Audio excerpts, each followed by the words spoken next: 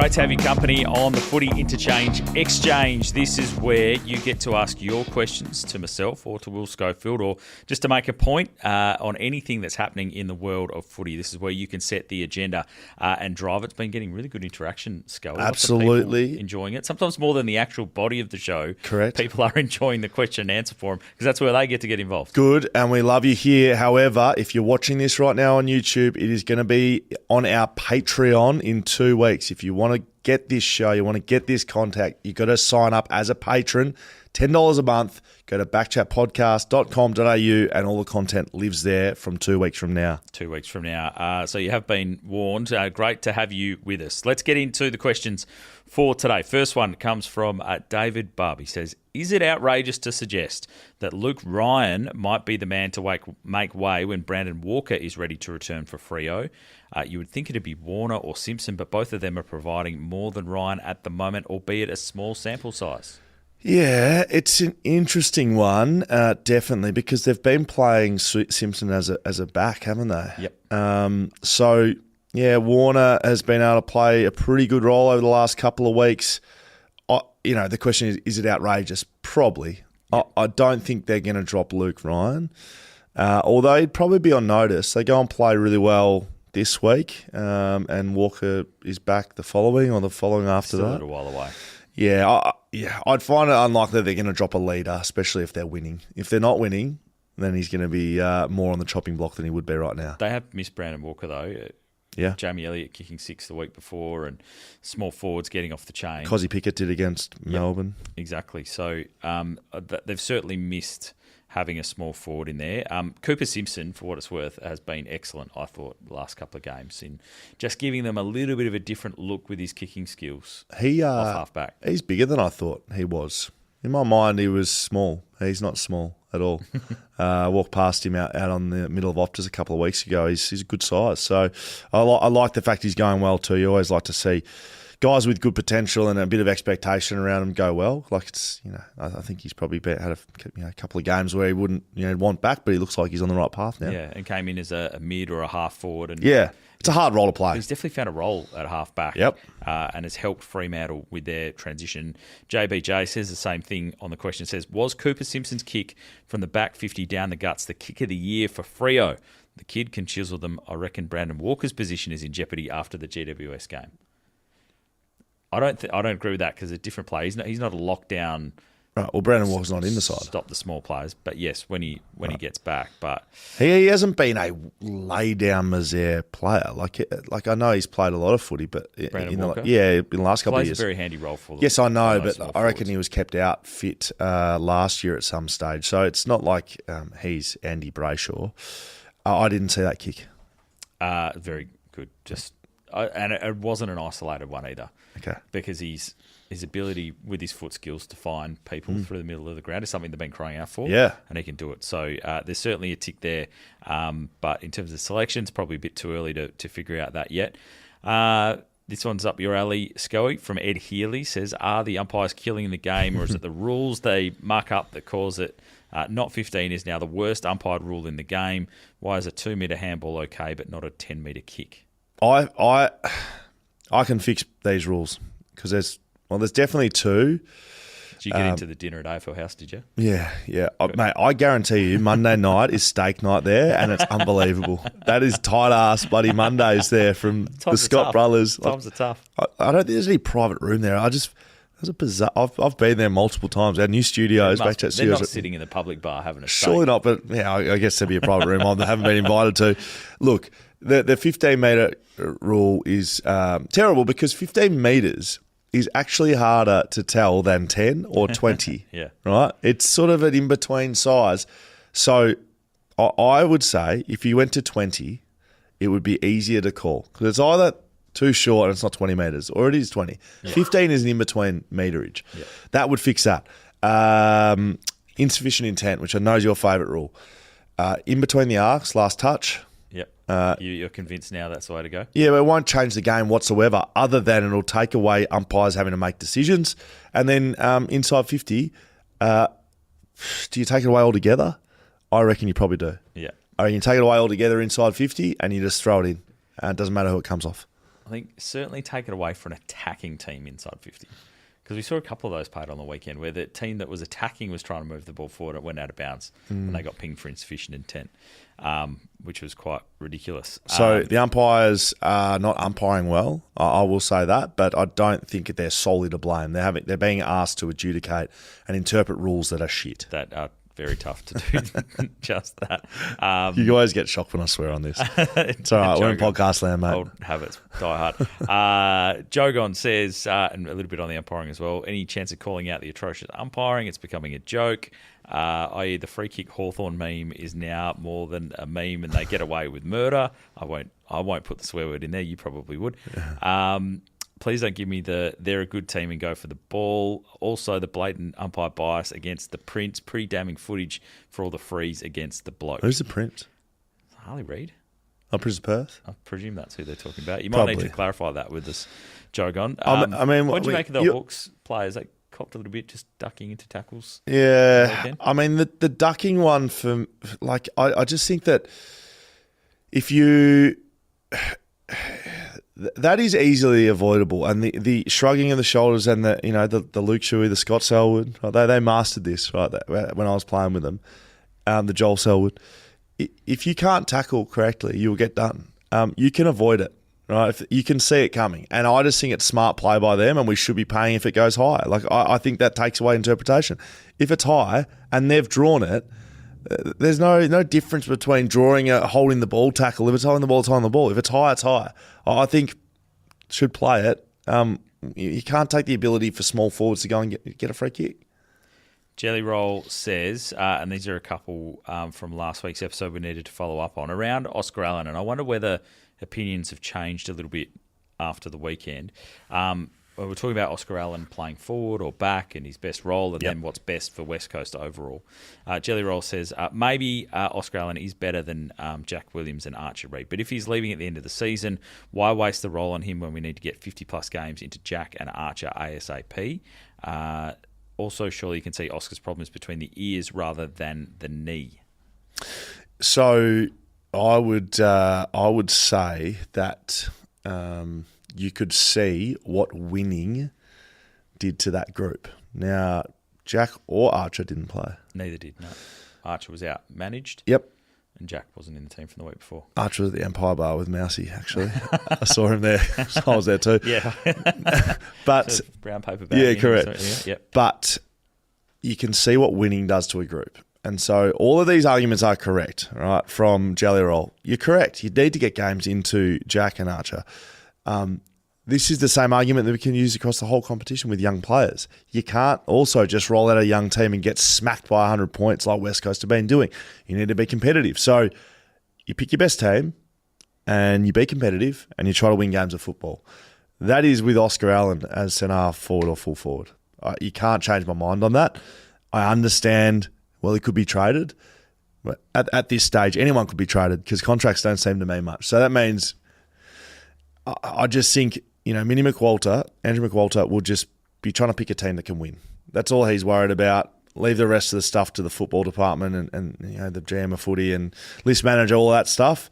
If Oscar Allen's there, you play him forward because he's a good forward and he played pretty well on the weekend and it's no real surprise, to be honest. When all this contract stuff started up a few weeks ago, I was asking you the question, I think, and I was asking others on radio the question, is why, if it is the case that West Coast are trying to move him on, I know that they can get good compensation as a free agent. It might end up being pick 2, but 26, 27 years of age, I think his leadership is so vital to that group. And you saw the way he spoke after the game. It was incredible on Fox Footy for any people that haven't been able to see it yet. I think that is so valuable for a team that's going to have a lot of young players around it.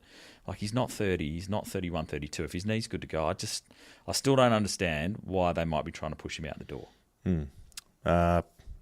They want picks and money, and he's one of the only few players that has genuine currency in the AFL. That's why. But he's not 30. He's 26. Like, he's still got 5, Perhaps 6. You know where I sit on this.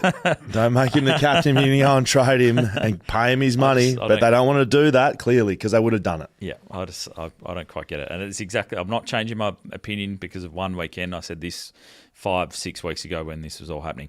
B-Dub says the Eagles are significantly better with Oscar Allen as a forward. It's a no-brainer. Being a forward in a team losing big every week is a tough gig. Just ask Archer Reid and Jack Williams, who have struggled to get much of the ball most weeks. But you have to give games to those young guys, even if it makes the Eagles weaker. It's all about the long term. But there's no doubt that Waterman and Allen, as the two key forwards, being able to fly for their marks is A grade. But it costs development games, but you need to do it. And says the same about Jack Petruccelli. Probably could be better than some of the players getting a game, but given he sort of had a chance before, do they just keep him in the waffle and give games to younger guys? That's a wrestle certainly for the Eagles through the rest of the season, is those guys that they don't think are going to be there going forward. Do they play them?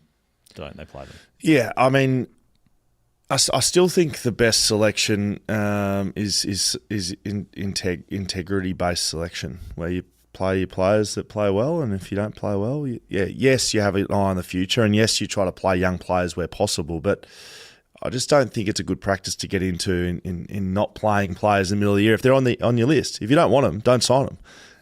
So difficult position with a new coach coming in, but I think they've made the decisions pretty clear around Jack Petruccelli and others. No name to this one, apologies. But it says there's a significant gap between Fremantle's best three midfielders, i.e. Sarong, Brayshaw and Young, from the rest of the midfield group. Once those players have been negated by the opposition, Fremantle can't even get close to being competitive, let alone winning the game. The addition of Nathan O'Driscoll should help with some pace and skill. The current game plan is very predictable, which was good about 4 years ago, and it was simple to implement and execute with a young team, but now it's too easy to shut them down as JL has no backup plan if plan A gets taken away from them. That would have been before they won on the weekend. It was, yep. So Nathan O'Driscoll is a big loss. Jago O'Meara, I think, plays a position that is a decent loss for them as well, and then they don't have depth. So none of this is really wrong.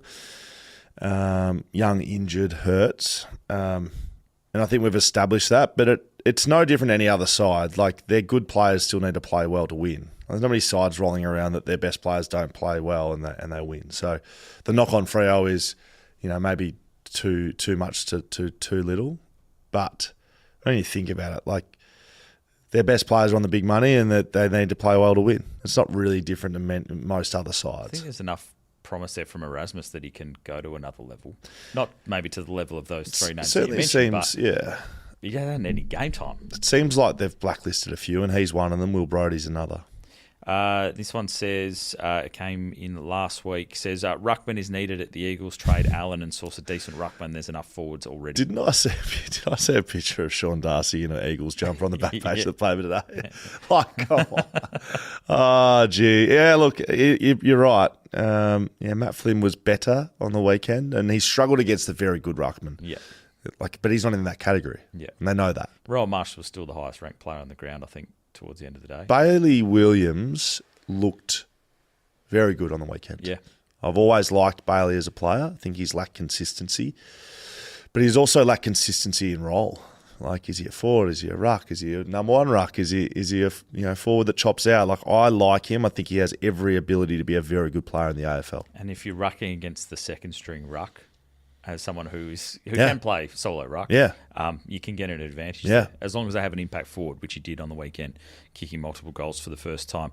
Mike says, with what looks like Jeremy McGovern's playing days potentially coming towards the end, who is a realistic key defender West Coast should target in the trade period? I mean, Sam Taylor, Jack Buckley would be nice. They can spring off the page. You always look to the good sides. Like, you look to Brisbane, and I think of GWS having a good back line. Adelaide's got a good back line.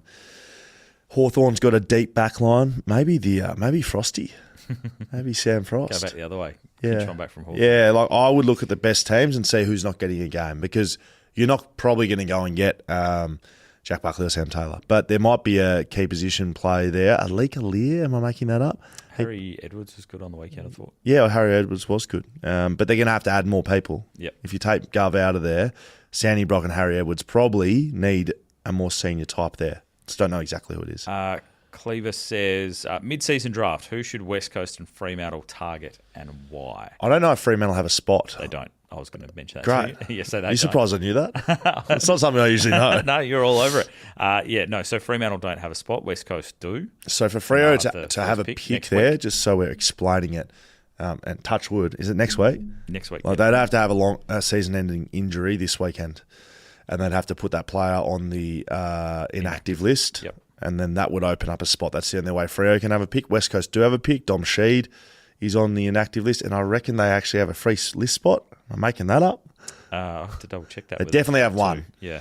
Definitely have one, if not two. I just don't think they filled it in the back end, post-season, pre-season draft, whatever the hell that is. There's that many drafts. Like I said, this should probably just be open slather, and we'd have to not have to make it up so much. West Coast should target the best available player because they will have pick one. What do you think they need, though? I think you either get a senior gun midfield from the VFL, Waffle or Sandful. Yep. Or you get the best ruckman in the country. And I almost guarantee the best VFL, Sandful, Waffle ruckman in the country would be very competitive at AFL level. Very competitive. There's your answer, Cleaver. And the last one is apparently a question for you to ask, Schoey. Dazza in Abbey, assuming Abbey Beach. Dazza, thank you for joining us.